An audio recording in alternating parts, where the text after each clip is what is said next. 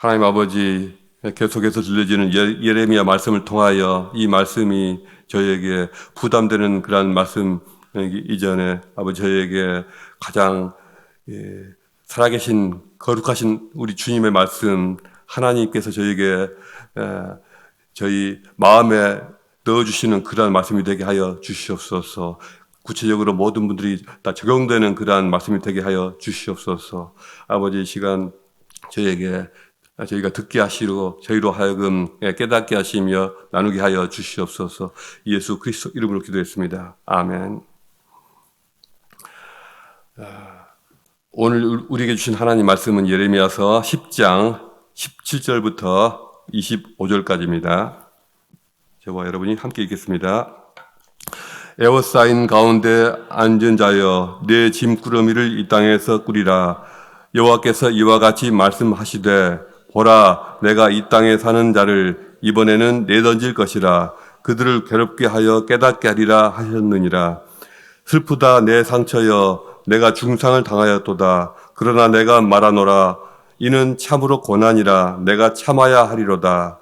내 장막이 무너지고 나의 모든 줄이 끊어졌으며 내 자녀가 나를 떠나가고 있지 아니하니 내 장막을 세울 자와 내 휘장을 칠 자가 다시 없도다. 목자들은 어리석어 여호와를 찾지 아니하므로 형통하지 못하며 그 모든 양떼는 흩어졌도다. 들을지어다. 북방에서부터 크게 떠드는 소리가 들리니 유다 성읍들을 황폐하게 하여 승냥이의 거처가 되게 하리로다. 여호와여 내가 알거니와 사람의 길이 자신에게 있지 아니하니 걸음을 지도함이 걷는 자에게 있지 아니하니이다. 여호와여 나를 징계하옵소서. 너그러이 하시고 진노로 하지 마옵소서. 주께서 내가 없어지게 하실까 두려워하나이다. 주를 알지 못하는 이방 사람들과 주의 이름으로 기도하지 아니하는 족속들에게 주의 분노를 부으소서. 그들은 야곱을 씹어 삼켜 멸하고 그의 거처를 황폐하게 하였나이다 하니라. 아멘.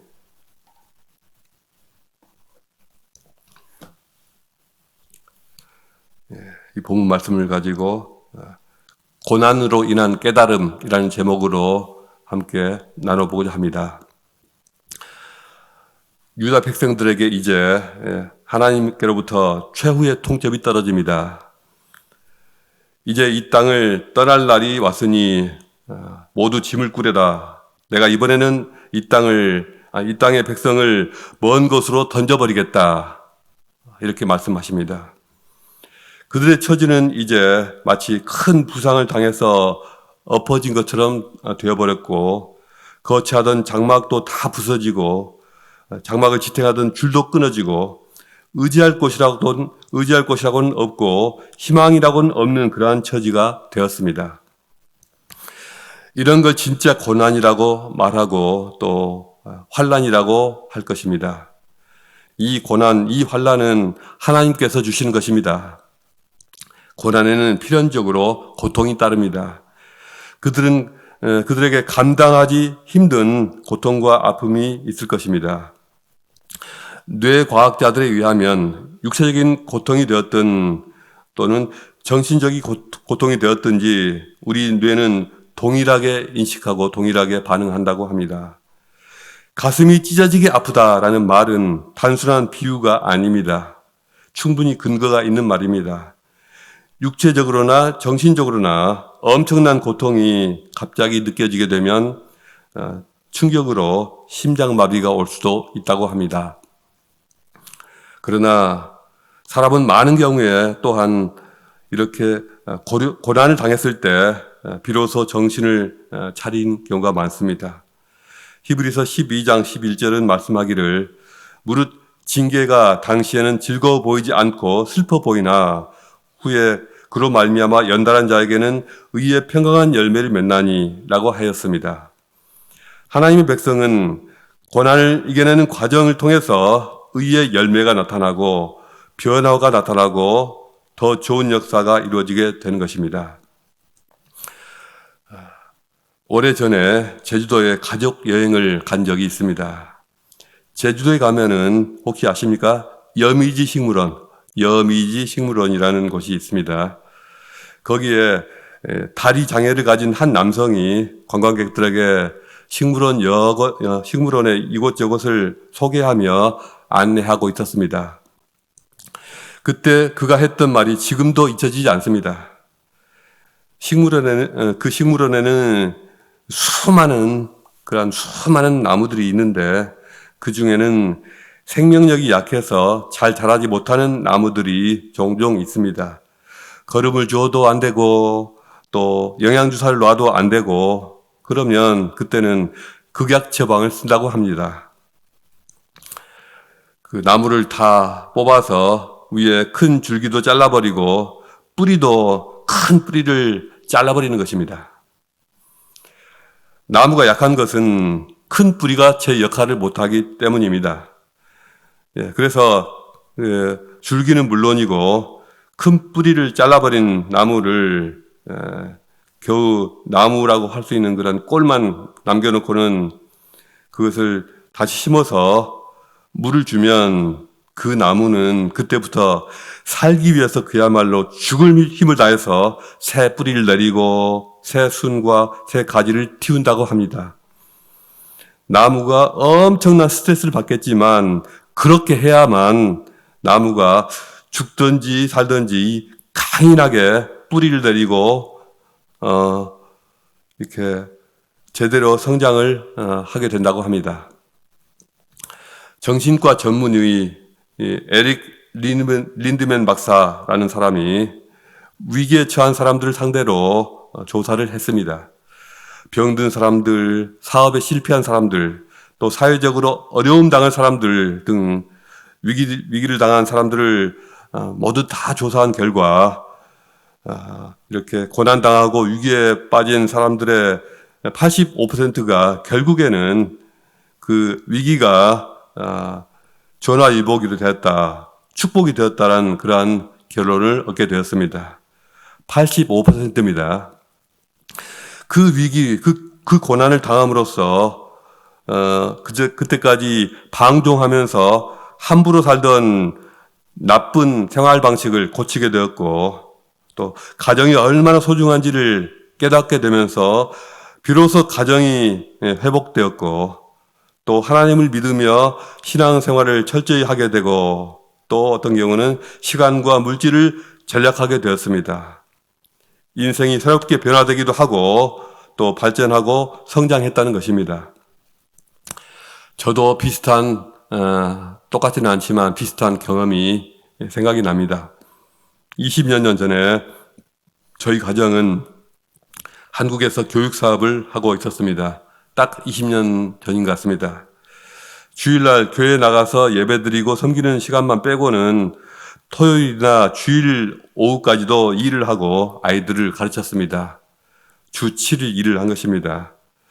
제 인생에서 가장 돈을 많이 벌던 시기였지만 그럼에도 불구하고 전혀 행복하지가 않았습니다. 그 시절이 제 평생에 부부싸움을 가장 많이 하던 시기였기도 합니다. 사소한 일로 인해서 서로 감정이 상해서 갈등이 깊어졌습니다. 며칠 동안 서로 말도 안 하던 그런 경우도 있었습니다.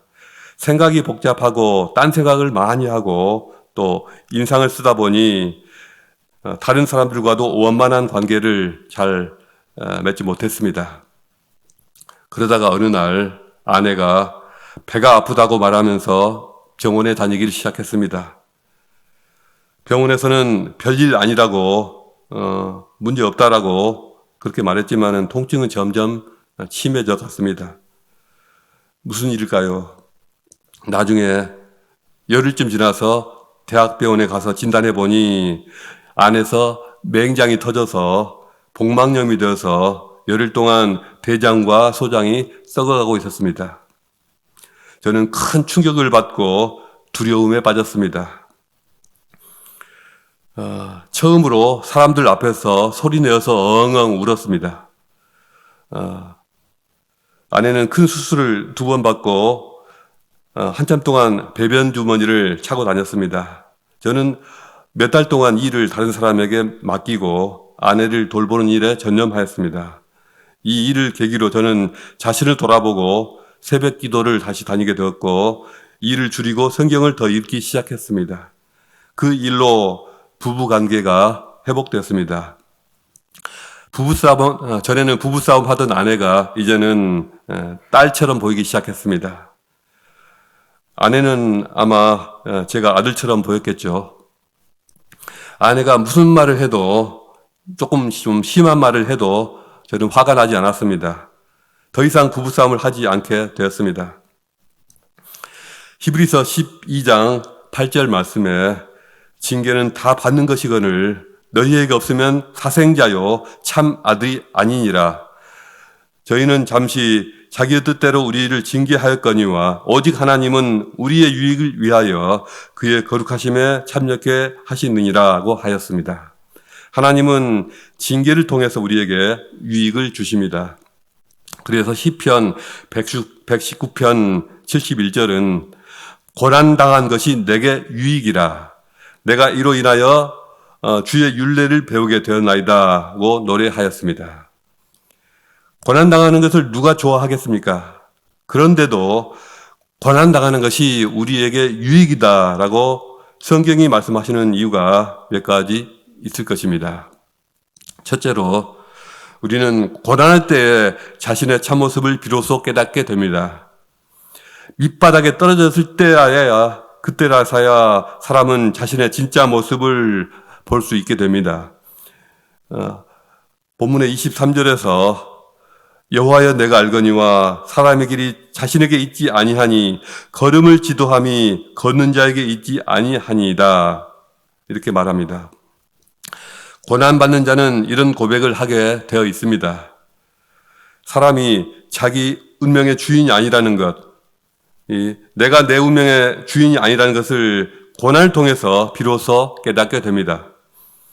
사람이 자신의 삶을 스스로 조종할 수 없다는 것을 고난 속에서 깨닫게 됩니다. 그리고 자신의 삶을 반추해 보면서 바로 이런 게 죄였구나.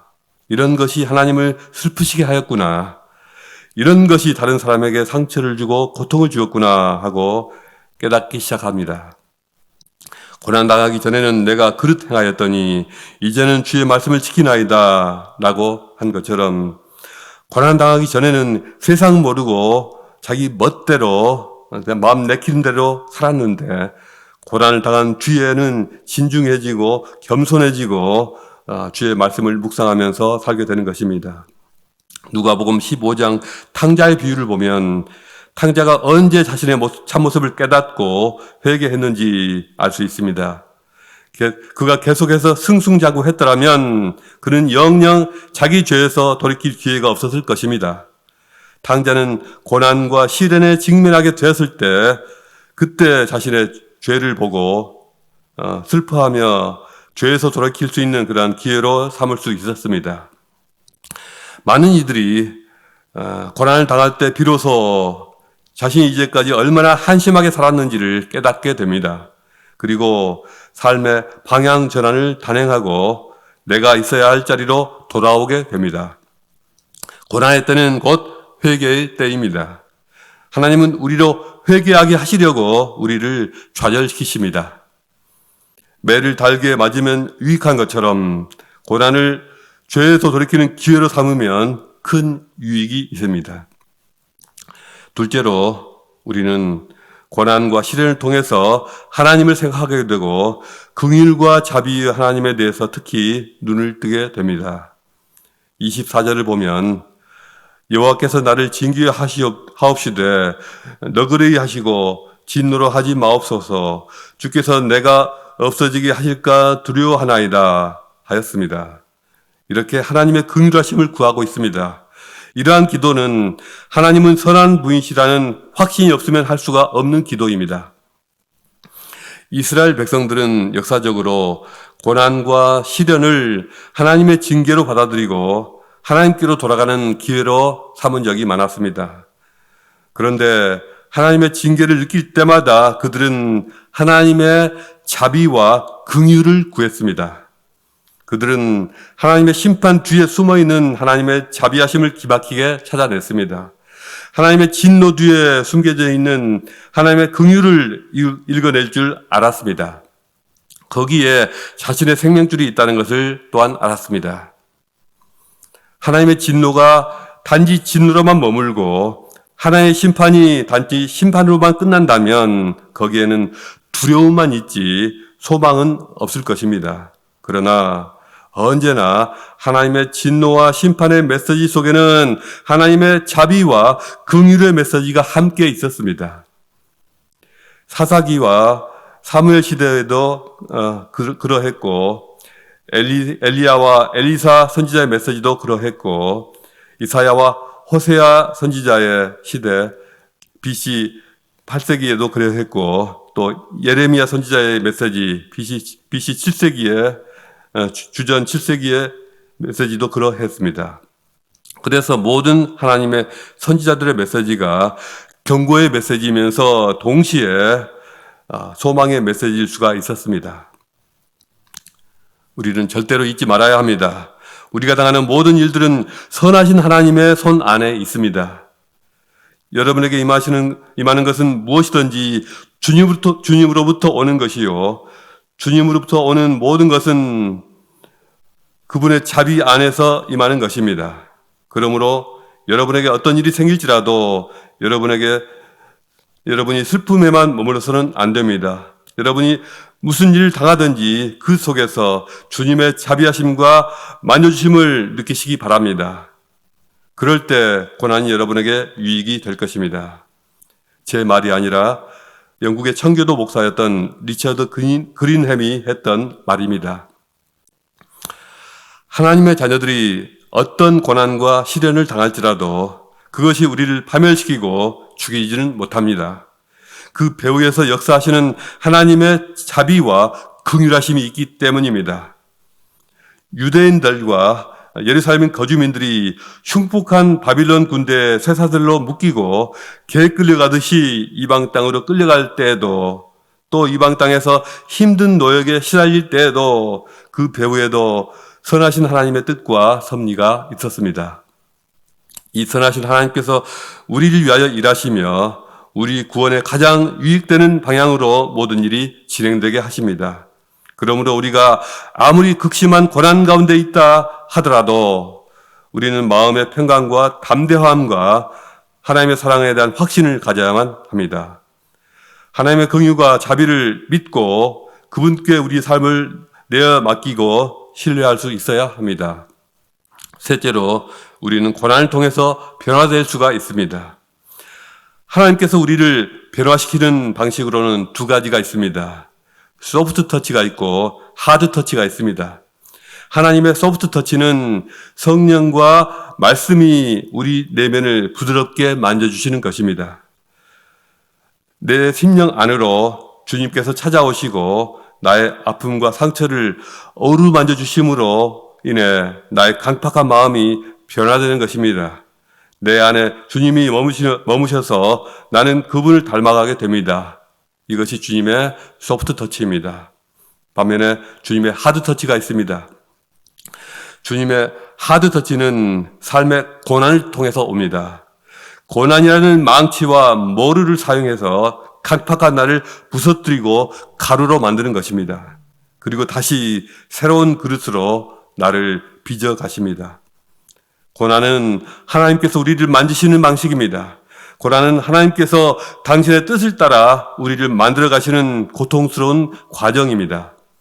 인생 채찍과 사람 막대기로 우리를 다듬어 가시는 것입니다. 고난은 하나님께서 우리를 깨끗하게 하시기 위해서 가지치기를 하시는 것입니다. 이는 우리로 하여금 더 많은 열매를 맺게 하시기 위함입니다.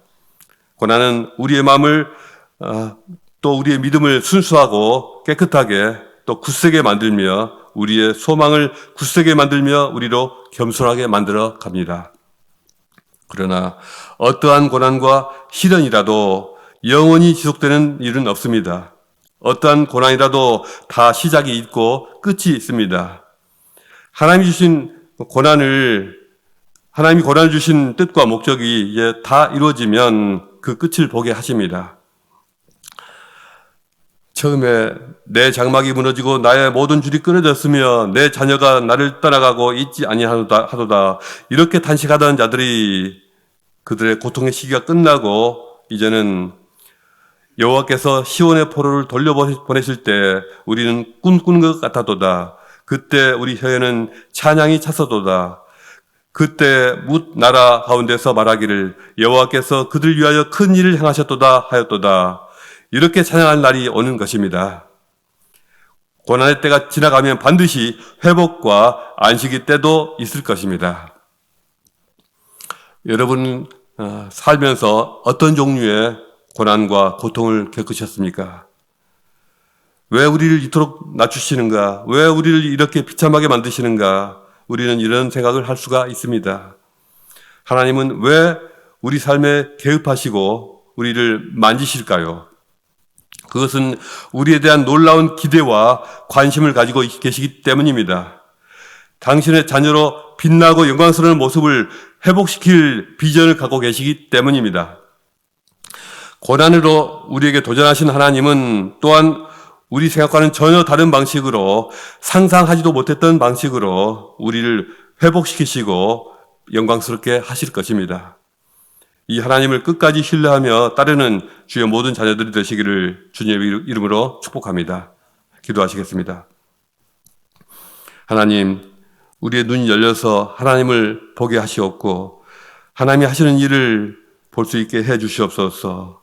우리가 힘들 때, 고통스러울 때 하나님께서 나에게 하시는 일을 보게 하여 주시옵소서. 우리 삶이 저희 한계와 죄악으로 인하여 갇혀있지 않게 하시옵고 늘 새로운 삶, 새로운 차원의 세계로 나아가게 해 주시옵소서. 우리가 매일 부딪히는 딱딱한 삶의 현실 한쪽 어디엔가 늘 함께 하시는 주님의 진실하심과 또 긍휼하심이 있음을 보게 하시고 느끼게 하여 주시옵소서. 그리하여 저희의 신앙과 영성은 깊어지게 하시고 주님의 성품을 닮아가며 주님의 뜻에 부합하는 저희가 되게 하여 주시옵소서. 감사드리며 예수 그리스도 이름으로 기도했습니다. 아멘.